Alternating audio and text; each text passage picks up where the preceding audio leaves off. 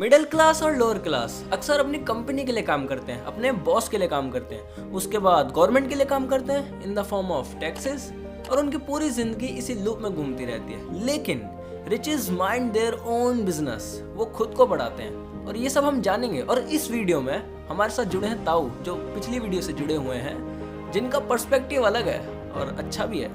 Views आते हैं, I am not sponsoring. अरे बेटा ये सब हटा, मेरे को बता दे कैसे ओन माइंड बिजनेस करना है। हाँ पता चलेगा गेट आइडियाज के साथ।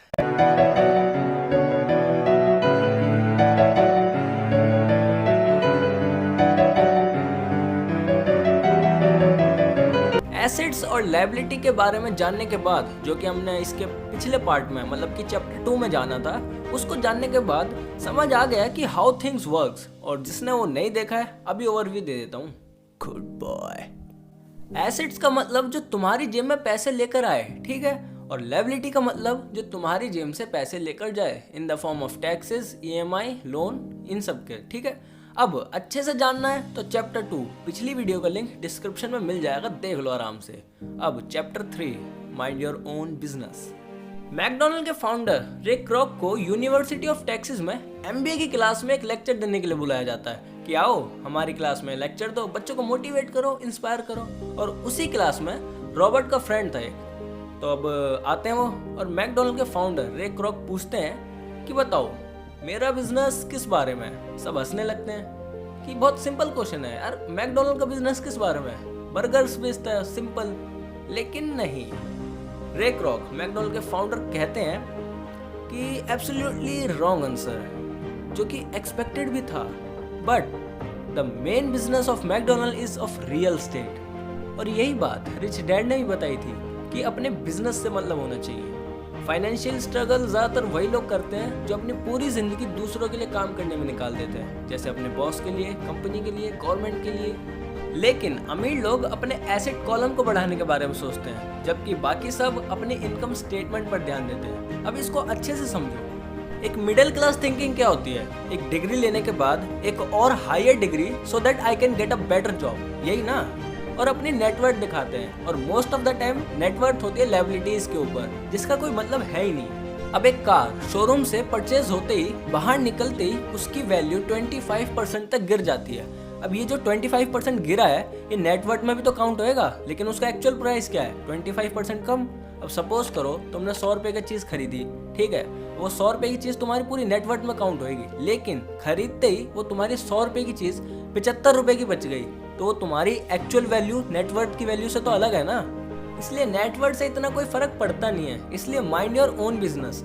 अब इनिशियली अपने डे टाइम तो जॉब रखो ही, उसको छोड़ना नहीं है, क्योंकि इनिशियली जीने का सोर्स क्या है? जॉब ही है। लेकिन अपनी जो सेविंग्स है उनको रियल एसेट्स में इन्वेस्ट करो, ठीक है, जिससे कि वो तुमको एसेट पैसे बना के दे, ना कि लायबिलिटीज में, जिससे कि तुम उनको और पैसा देना पड़े। अब ये खरीद लिया, अब इसको और मेंटेन करने के लिए पैसे दो, है ना।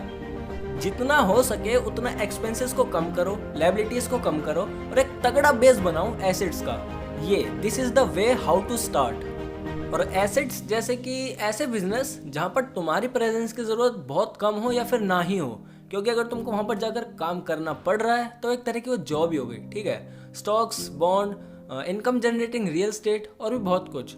इसके बारे में अच्छे से जानने के लिए, डिटेल में जानने के लिए एक अच्छी जगह से ही समझो, ठीक है। यूट्यूब पर तुम्हें बहुत सही सही कंटेंट मिल जाएगा, सर्च करो, थोड़ा हाथ पैर चलाओ, ठीक है।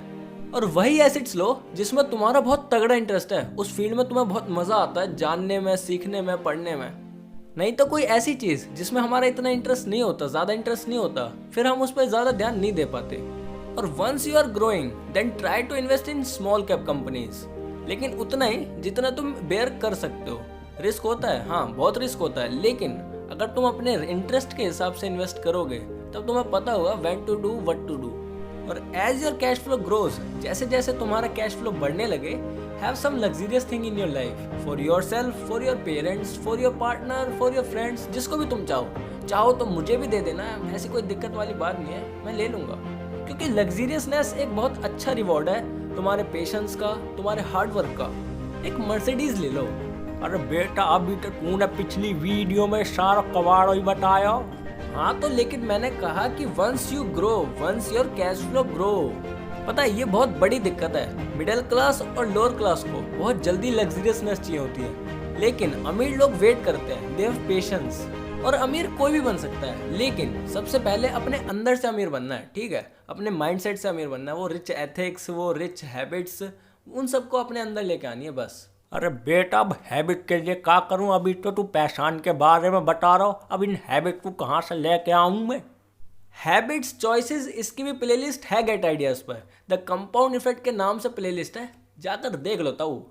और ये भी समझ लो, मर्सिडीज लेने से पहले, आईफोन लेने से पहले, एक विला लेने से पहले, एक पर्सनल गार्ड लेने से पहले, एक नहीं विला तो हो गया, फार्म हाउस लेने से पहले, इतना बड़ा खर्चा करने से पहले एक एसेट्स भी इतना बड़ा बना लेना जिससे कि तुम इन सारे खर्चों को संभाल लो। देखो एकदम सिंपल सी बात है, कोई भी खर्चा करने से पहले एसेट्स में इन्वेस्ट करो, जिससे कि एसेट से आया हुआ पैसा तुम्हारे उस खर्चे को संभाल ले, ठीक है, वो तुम्हारे ऊपर एक बोझ ना बने, ठीक है, बस इतनी सिंपल सी बात है। और अब एक बड़ा स्टेप मनी के बारे में और भी बढ़िया चीजें पता करेंगे नेक्स्ट चैप्टर में, चैप्टर 4 में, गेट आइडियाज के साथ।